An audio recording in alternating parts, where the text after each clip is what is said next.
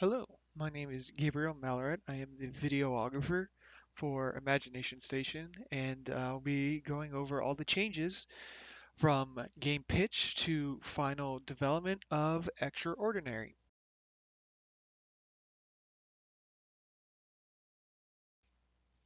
Over the period of these past 2 semesters, there have been a number of different changes that have occurred since the making of this game pitch. Some of these changes are relatively on the smaller side and were only to clarify and expand the vision of the game. However, there are features in this game pitch, for instance, as these unique mechanics, that never got introduced into any stages of development. The reason being was is that while we were trying to make the main gameplay mechanics work, we felt that the crafting and relationship building didn't end up fitting the product at the end of the semester. Now, outside of those changes, we actually tried to maintain some of the references, like the 2D perspective references for this game in particular. Also, we maintained somewhat of the art inspiration that we put into this game pitch and tried to keep it going throughout development.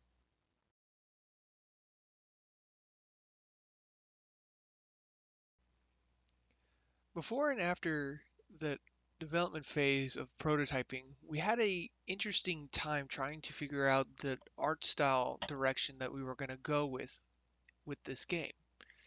Now, as for the UI, it has for the most part maintained the same style with few changes later in development thanks to Kylan and his hard work creating all of our 2D assets. Though the UI for the most part stayed relatively the same, the environmental assets that are modeled in front of you did go through a bit of revision work throughout development. In prototype, we believed that we were going to have realistic versions of the models that would also be a bit transformed later down the road. Realizing this didn't quite fit the expectation of the art style that we had been talking about and discussing, the models that you see in front of us right now are not exactly how it turns out, though some of them maintain it, and rather, like the cactus and the rocks that you see in front of you, are more accurate to the change in direction of art style. And thanks to Roque for that. Now, the RV and the characters were all made by Justin, and he did a great job with the characters. They look amazing. Um, and for the most part, nothing had changed from them other than adding skeletons and animations to them. Moving onward to the gameplay prototype, in this clip we can see the essential mechanics of our game that have stayed fairly consistent even to the end product. So we already have our sword combat, our enemy movement, our paddle ball and gumball mechanic. Though the flashlight had not been created up until this point, none of the mechanics had experienced much changes other than fixing or correcting their functionality during further bits of development. We even were able to have the door mechanic, which is you pick up an item and it opens a section of the level further down the way.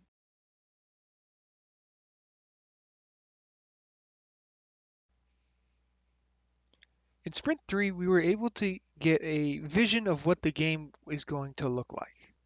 Already at this point, we have introduced the UI in all the elements that had been created. Though these would go through different fixes and changes, the essential menu system had been introduced and is in place. As for the bathroom level, this would go through a number of different and major changes.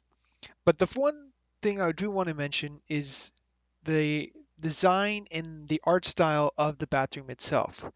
Though some elements would continue onward into even the final development, many of the textures and some of the models would get changed to fit the more art style of an imaginary scene or world that our main character is interacting with. Another major change, and would be discussed further in this video, is the taking out of 2D enemies and changing them into 3D enemies. These changes were in response to what we realized the direction in which we were going in terms of development, but we also changed certain elements of the game because of constructive criticism. This criticism was mainly geared towards the art style and effectiveness of the imagination and how it would look in this world that we are creating.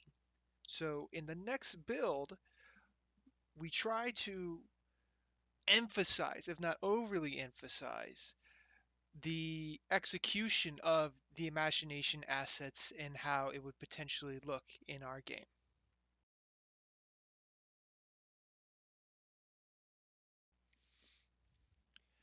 The vertical slice was a interesting stage in our development. At this point in time, we had gone through many different changes since Sprint 3, which have been previously talked about, and also included a lot of different and unique elements to the game. For instance, we have our first cutscene that you can see right now that would stay until later in the final stages of development and change completely.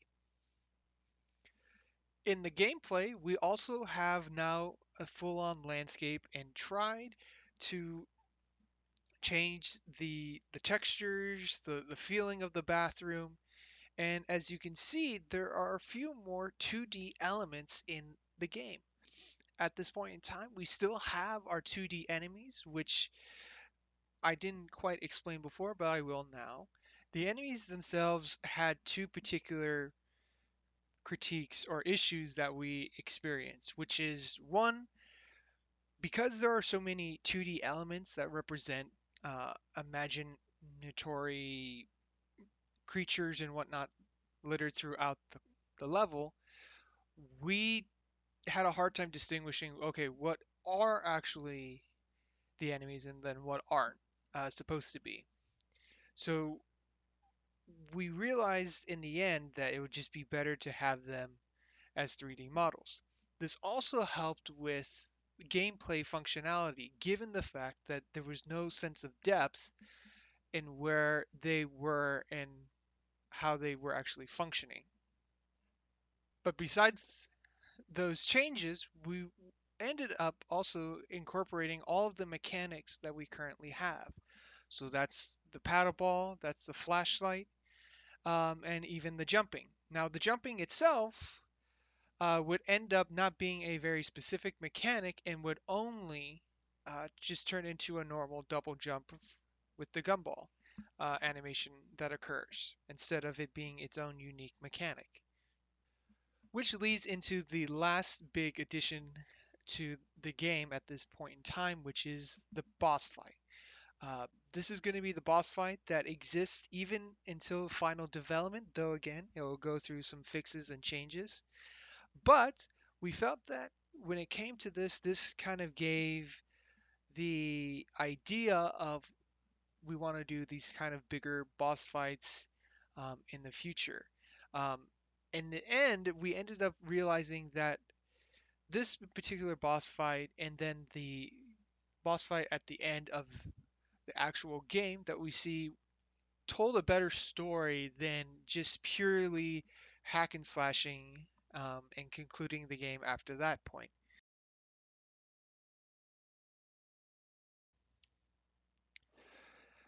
Sprint 5 is a very unique stage in our development and it was really more so the very first step into the direction where we ended up with our product today.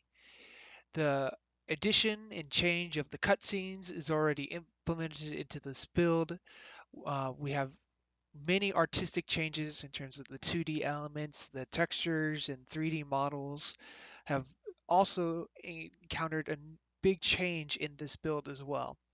The reason being is After the review and analysis of the vertical slice, we really wanted to emphasize even more of the imaginary world that our character exists in and fit that to our narrative.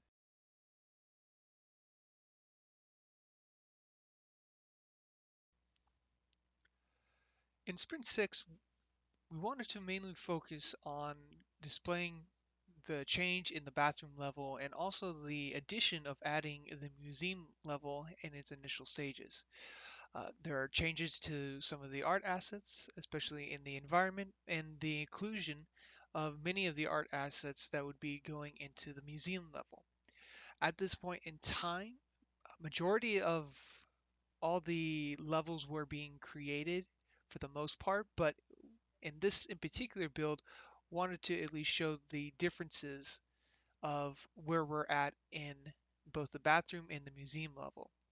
The bathroom level in particular doesn't end up turning into this sort of verticality that you can see, but we did want to give a bit more space for the player to navigate and explore. This being a bit different than what we originally were thinking of, and having the levels be a slightly bit narrow. Now the museum level, for the most part, will change just only a bit over time, but we wanted to at least get the aesthetic of the new sort of furniture and environment design um, that is going to be created.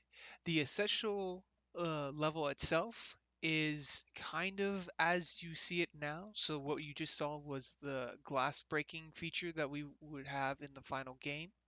But there will also be a number of different other features included, um, which is the beginning stages of what you kind of experience in our current version of the museum level for our game.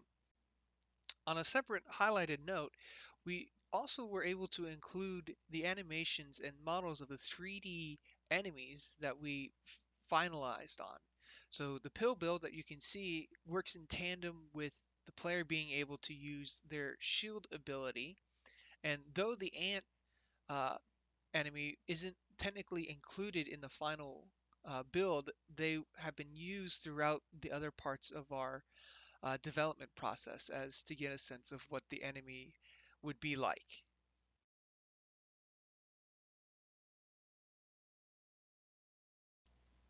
Sprint 7 will see some of the biggest steps that we made in terms of making the game look almost to where it is at this point in time now.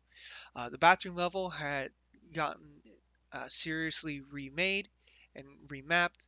The lighting had been changed thanks to us using a different render pipeline in Unity.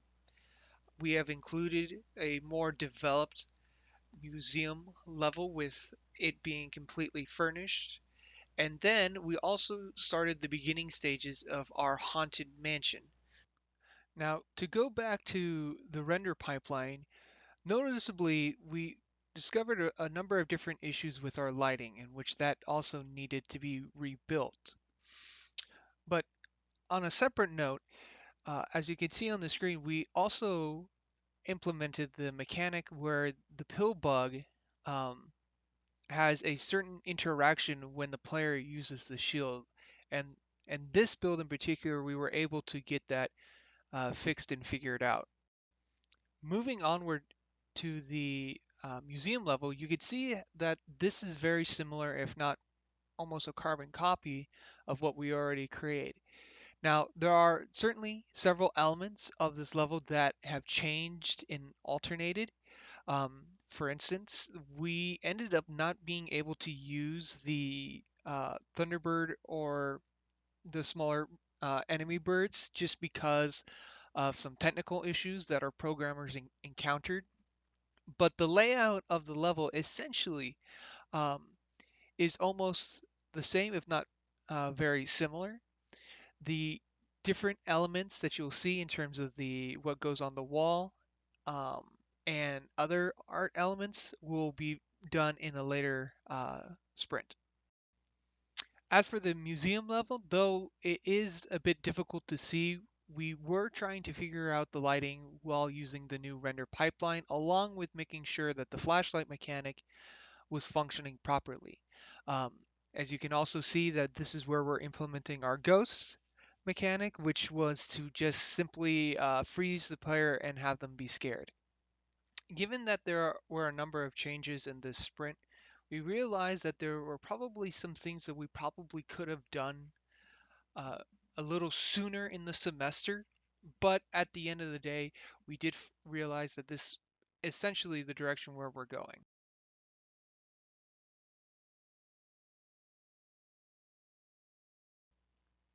And now we reach the alpha build. In the alpha build is essentially what we have the game currently as, with some minor tweaks and changes. We have fully animated cutscenes at this point in time, and uh, outside of them being narrated in the final build, uh, there are not too many differences within this particular sprint.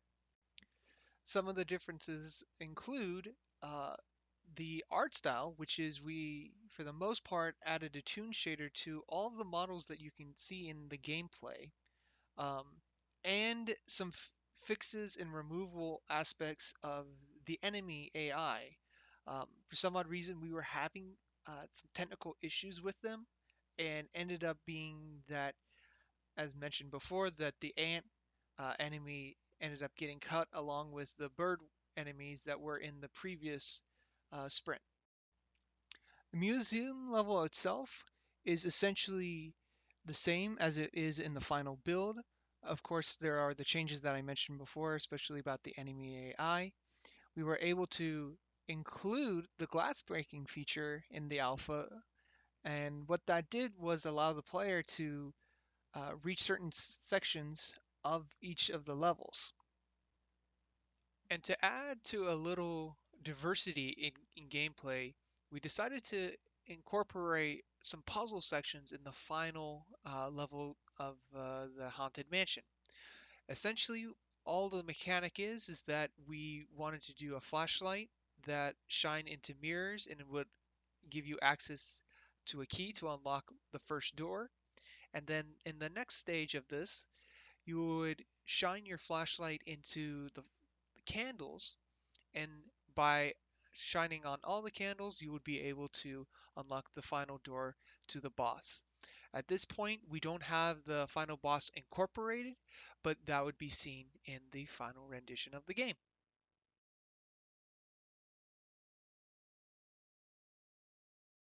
And that is Extraordinary from beginning to end. I hope you check out our itch.io and our Instagram. And my name is Gabriel again, and I hope you enjoy our game.